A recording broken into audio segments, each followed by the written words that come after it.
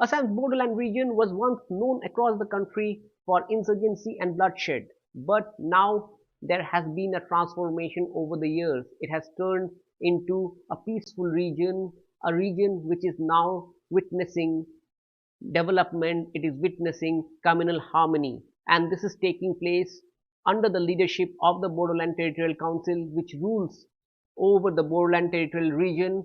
In fact, this transformation of this region is an inspirational story for the rest of the country, and perhaps the third Bodoland Accord has played a vital role in this transformation of the Bodoland region. In fact, only recently the Bodoland Territorial Region actually organized an interesting Thanksgiving event to the rest of the country, to the central government as well as Assam government, for transforming and helping this region to end a spell of insurgency and violence that actually made this region infamous, and now it is becoming famous for the peace that it has been able to sustain. Let's have a look at the event that was organized. Are both destroying themselves and the people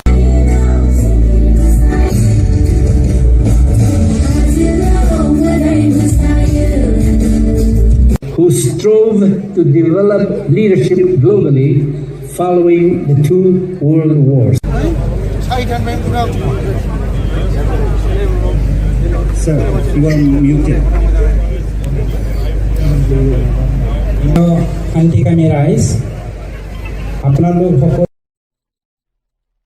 And now we are joined on NDTV by the chief of the Bodoland region, Mr. Pramod Boro. Mr. Boro, thanks for your time. In fact, I would like to ask you, you have organized the Thanksgiving event for 3 years of peace, 3 years of BTR. If you can explain to our viewers, the national audience, in terms of how this sustained peace was brought in the Bodoland region. In Bodoland region, since last 4 decades, it's more than 4 decades, people witnessed, they have been witnessing violence, killing, counter-killing, army operation, police operation, kidnapping, sometimes communal class.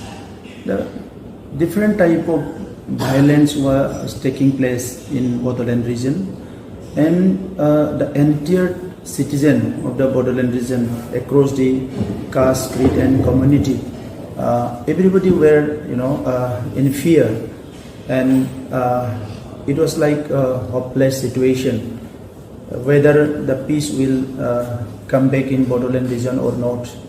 So most of the people, they were in uncertainty, and anytime it was a uncertain situation, hopeless situation. So everybody were praying for peace, that peace should come in Bodoland, who will work for peace, and this kind of appeal was there with the people. When I was the president of All Bodo Student Union, we started camping for peace in 2009, and also one movement was started that time against the illegal weapon.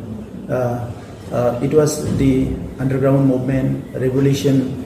That in the name of revolution and underground movement, some people were doing some illegal things. Some were doing, for revolution to ensure their right and privilege.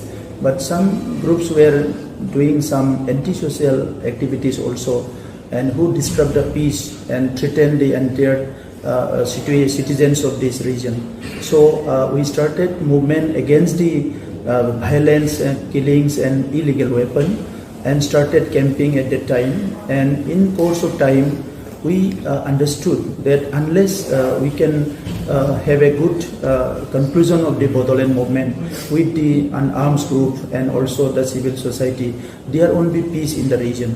So we tried to reach the government of India, we tried to reach the policy making body and the leaders of the nation. So at the time we failed many times, but when the present Honorable Prime Minister he joined the Prime Minister office in 2014, the ray of hope came in our all these things process, that he listened our problems, he listened our issues and assured that this issue will be resolved. Mr. Boro, if you can also help us understand, there were two other accords before the BTR Accord. How different was the BTR Accord from its predecessors? Third Bodo Accord, why we signed, is to address the issues which were left out in first accord and second accord, and the aspiration of Bodo people was and is creation of separate state within the Constitution of India.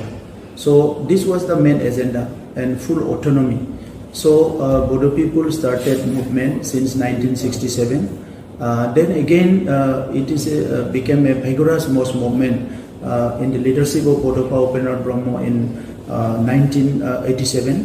After that, there was so much killings, violence, so many martyrs, rape, all the situation happened in our place. Despite of that, Bodo leaders continue the movement for political right, and we had the BSc Accord, and then under State Act, and again we have the BTC Accord under 6th Schedule. Then again we agitated because in both the issues, both the accord, some issues were left out. One was the political right of the people living outside the BTC area, because Bodo people live in entire Assam and they don't have the political right, though they have constitutionally as a citizen political right. There is discrimination, there is deprivation at the time. So agitated again, and in third accord we had to address those issues. And other than that, the Karbi Anglong in Bodo, Karbi Anglong district, we have very few the numbers of Bodo people, but they don't have the the ST Hills status. So we have to address this issue. And our schools were venture, not government aided. There was no good institution in our region. So we agitated again. And after that, we could achieve all this. Now we have two council in one state. We have the 6th Schedule Council, Territorial Council in Bodoland region, and Boro Kosari Welfare Council in entire Assam. And Karbi Anglong issue is also going to resolve. Other than that, now in this accord, we have could issue from Government of India, achieve our the commitment from Government of India, that Government of India will build a central university in Bodoland region, one big sports academy in Bodoland region, one this university of organic university in Bodoland region, and so many the professional institution in the Bodoland region. Along with that, the NDTV will be rehabilitated, and they will be in the mainstream, and they will given the services, government job, and various facilities that's mentioned there. Along with that, the other this developmental gap would be addressed, and constitutionally more empowered. In earlier accord, some clauses were not there, but in this accord, we can now have the Deputy Commissioner, service of Deputy Commissioner in Bodoland region. Like that, there are so many clauses in Bodoland where we have, and again 7 departments, which is very important. We could achieve this 7 departments from this accord only. So this kind of clauses are there. That's why it is the third accord. And the augmentation of the area. Now our area is going to expand up to Gohapur. More Bodo villages will be included. This is there in this accord. So these are the things that we could achieve from this accord. Now our priority in the government, priority was the peace. So we are, anytime we are thinking of peace, working on peace, doing on peace building, government machinery, political parties, all are working, engaging in the peace building. This is one priority. Second priority is we lost our relationship, like confidence and our relationship among the communities, because in Assam, as you know, all communities are live in our area also. So we have the Adivasis, we had conflict with Adivasi, we had conflict with Muslims, minority, and so many conflicts which took place in our area. Now we have to reconcile with those communities. Now this is our priority, because if we have to ensure the peace, we should have this relationship. good relationship, trust and respect and love with all communities. Now we are going to build that. Till now we are success. I pray and I hope we can do it in later. Other is the developmental gap. Because of the 4 decades long movement, army operation, police atrocities, this and that, so many things happened at the time. That's why the development gap was there. The schools were not built, roads were not built. Now we have to minimize and finish this gap. So we are taking priority on the infrastructure building. We are doing lots of infrastructure building in Bodoland area. And third is the livelihood. Because large population is the tribals and minorities and T tribes and Adivasis are there. So in those area, they had also underground groups. We have also underground groups, and whole area were agitating, uncertainty, and there was no peace. So not a single community could focus on development. So now we are focusing on development and livelihood. Because of this violence and uncertainty of this area, most of the people, like thousands and thousands youths, even some married people also, they left the place for last many decades for in search of job and work. So we have to bring back them because their families are imbalanced now. So livelihood is the priority. So we have more than 30 flagship schemes in 3 years in the council now, and we are giving most focus on education.